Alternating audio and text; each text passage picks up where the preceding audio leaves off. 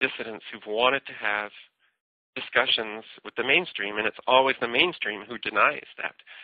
If in fact, after Joseph Newton was uncovered and he could no longer use that email address, Seth Kalichman 2 days later started emailing me directly and asking me questions. And so what I did is I politely answered the questions. Clearly I'm not going to give Seth Kalichman what I consider strategic information. I'm not going to tell him when our next demonstration or meeting is, or what I'm planning to do to try to combat the AIDS paradigm.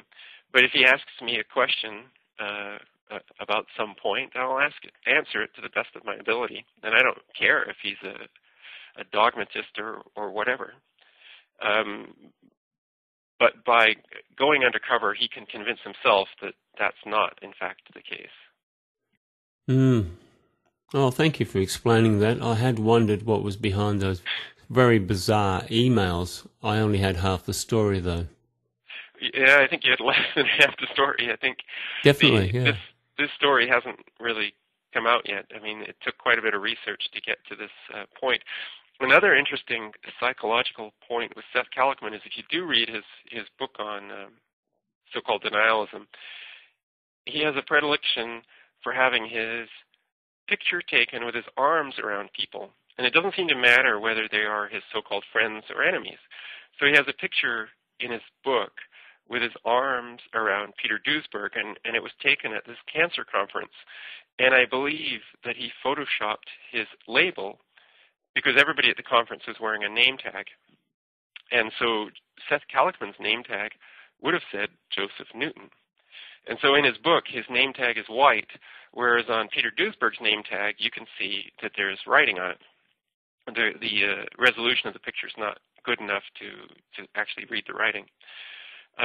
But I think that's kind of an amusing little thing that most people wouldn't note. But he had to cover his own tracks in his own book. But why would he want pictures of himself with his arm around various people throughout his book? It reminds me of that man who. Do you remember that man who went around the world? He danced a jig in different places in the world and took video of himself and put it on the internet. I don't actually, but I want to hear the story. Yeah, so he went to places like Fiji and South Africa, and he'd get a few of the locals around in some picturesque location, and he'd set up a video camera and he'd dance a jig with him.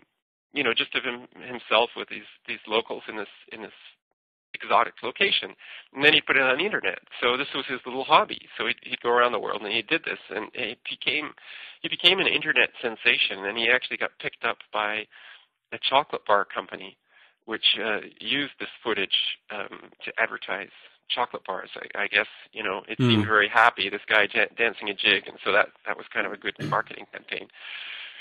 So he was one of these people who was sort of a flash in the pan in terms of celebrity, because once the advertising campaign was over, I really haven't heard from him since, and he probably got tired of going on a holiday to take pictures of himself doing a jig. But it was very funny and amusing and harmless. But Seth Kalichman seems to have the same need to sort of put himself in the picture. Literally put himself in the picture. And why would a serious book have pictures of the author with his arms around people? It would be like a history of the Second World War with the author, having been around at the time, with a picture with his arm around Adolf Hitler and his arm around Churchill, and it's like people would go, "This is stupid. Like, we don't want to see this," but Mr. Kalichman seems to think it's a good idea. So he's the main antagonist that you have? No, I wouldn't. No, there are others. I say guess. that. Yeah. I think he's a bit of a sideshow. He's about as important as the guy who dances the jig. In reality. Okay. Phenomena like YouTube require these little celebrities. But if he didn't exist, it's not like YouTube would not exist. Somebody else would be doing crazy things and getting on YouTube. It's just that sorry, go ahead. I think the really serious people are still the usual suspects, like Anthony Fauci, Robert Gallo. I think behind the scenes, those are the guys who carry the weight, the clout. Those are the people who can say, we've got to stop funding this guy. He's dangerous, or we should support this because that's really going to help our case. Well, one of the reasons I singled out that chap who said you don't exist was because I've seen many similar types of emails to his being sent to AIDS or HIV dissidents around the world. And well, I think there are a few people claiming to be dissidents, emailing dissidents, and then that have kind of a psychological attack on them. And it kind of goes like this. It's like, maybe they pretend they're an HIV positive person, and they'll say really good things about the dissidents, and then they'll start saying things like, well, my friend was HIV positive, and he believed all this stuff, and he didn't take the drugs, and last week he died of some AIDS-defining disease or something. So can you explain this? I really want to believe that the dissidents are right. Can you explain this happening? That's a very subtle psychological attack, because you can't explain it because this person might not even exist. I think there may be more of this going on than we realize. I think there's a lot of it going on, which is why I brought it up, really. Yeah, so I think there's a lot of Joseph Newtons out there, and there's a number of people who communicate with me that I'm somewhat suspicious of. Which doesn't stop me communicating with them, but it just makes me a bit more careful. And I've also felt for some time... You better be careful with me, too. Yeah, I don't know if you exist. Yeah, exactly. We could get into that old philosophical question. How do I really know that I'm alive?